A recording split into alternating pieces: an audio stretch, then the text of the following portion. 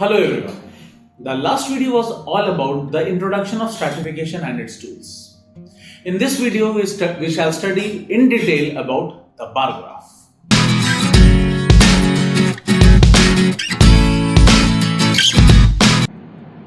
Bar graph is a graph that pictorially represents the categorical data using rectangular bars. Here, categorical data means data which belongs to different categories or groups, and generally they are discrete in nature. Bar graph is also known as a bar chart. These bar charts are also of different types like column bar chart, also known as vertical bar chart, horizontal bar chart, stacked bar chart, and cluster bar chart, which is also known as grouped bar chart. Let us understand all of these with the help of some examples. Let us assume a car manufacturing organization wants to compare and analyze the sales of their different models of the car. We shall start with a column bar chart. This is the most commonly used bar chart. This is ideal to use when the data is in columns and the labels are shorter in length. Now, let us try to draw it. As you can see on the screen, this is data with car models and the sales in a particular month. So, in your Excel sheet, at first select the data. Then go to the Insert tab and on this ribbon, move the cursor towards the graph section and click on the bar graph. Select Simple 2D Column Graph and here we are with our column graph.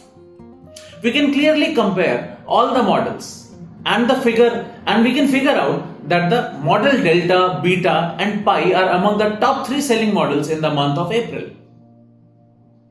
Now, let us understand the horizontal bar graph. This must be drawn when the data is in rows instead of a single column or the labels are larger in length. Let us draw this. Once again, we'll just select the data, go to the Insert tab, click on the bar graph and select the simple 2D horizontal graph. Once again, here we are with a horizontal graph. It is clearly visible that the highest sales of the model is for the model alpha, which is in the month of May. What if we want to study and compare all the models in different months of the year and all at once?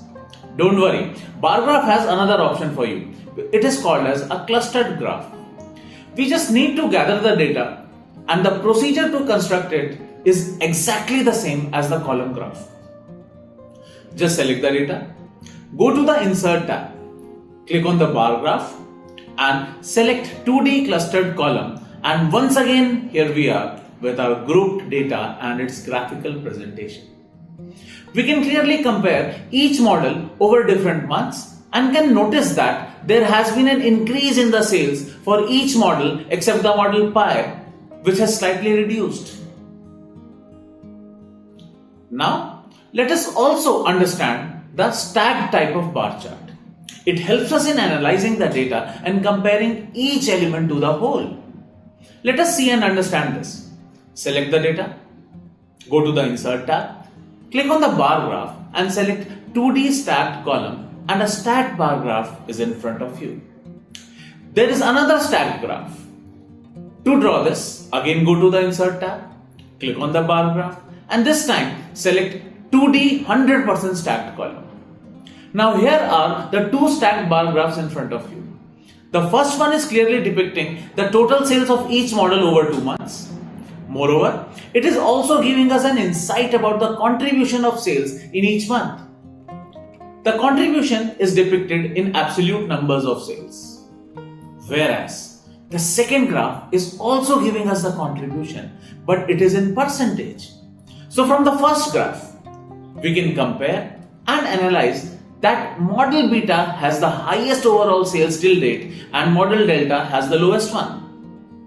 We can also see the contribution in the case of model delta that despite of highest sales in the month of April, still it has the lowest overall sales. The second graph is telling us that almost 90% of the sales of delta was in the month of April and the rest in May. Whereas for other models, the sales are varying in between 40 to 60% over the 2 months. So this was the bar graph. That's it for now. In the next video, we shall discuss about the other tools of stratification, mainly line graph and pie chart. Feel free to write your suggestions and feedback in the comment section. Thank you and see you all in the next video.